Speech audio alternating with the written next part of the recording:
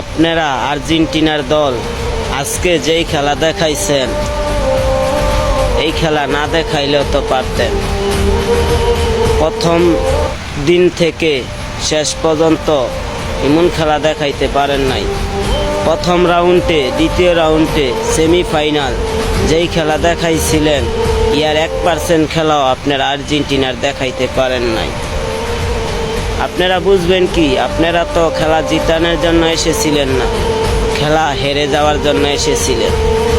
আপনারা যদি বুঝতেন তাহলে খেলা আজকে জিততেন, হাজারো মানুষের মনে কষ্ট দিতেন না। আপনারা তো জানেন না, আপনারা খেলা হেরে গেলে হাজারো মানুষের মনে কষ্ট পায়। কারণ সারা বিশ্বে 90% লোক থাকলে 89% লোক আপনাদের দলকে সাপোর্ট করে। কারণ আমার দল আর্জেন্টিনার, আমার দল মেসি, এটা বারবার জনগণ বলে। তারপরেও কেন আপনারা হাজারো মানুষের মনে কষ্ট দিলেন? একটা কথা বলি, আপনারা খেলা জিতবেন, খেলা হাইরেন না। কারণ আপনারা যদি হেরে যান, সারা বিশ্বের মুসলমান, হিন্দু, খ্রিস্টান, বৌদ্ধ সবাই আপনাদের জন্য কান্নাকাটি করে। কারণ আপনাদের দলকে ভালোবাসে, আপনারা বদ্ধ খেলোয়াড়। কিন্তু আপনারা হাজারো মানুষের মনে গিয়ে নিয়েছেন, হাজারো মানুষের মনে গেছেন, হাজারো মানুষের হৃদয়ে গেছেন।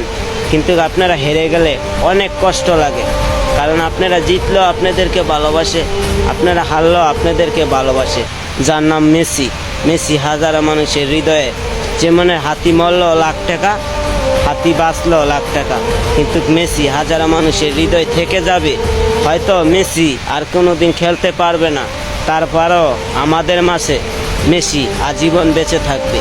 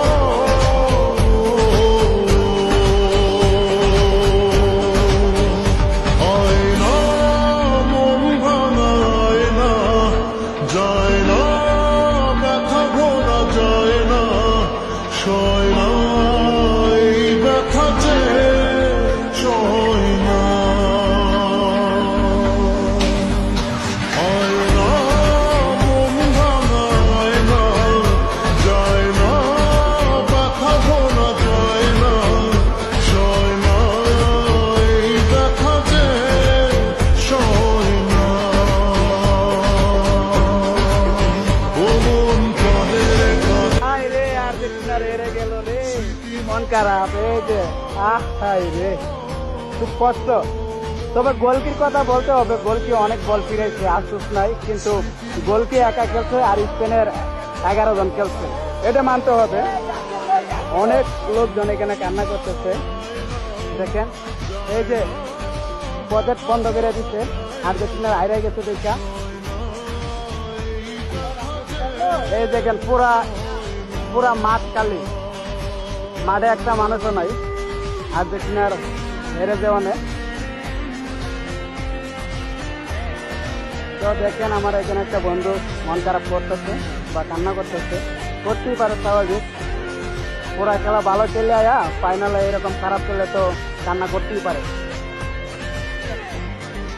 একটা মানুষও নাই মাঠের মাঝে। তো আপনাদেরকে আমি পুরা ভিডিওটা করতে পারি নাই, কারণ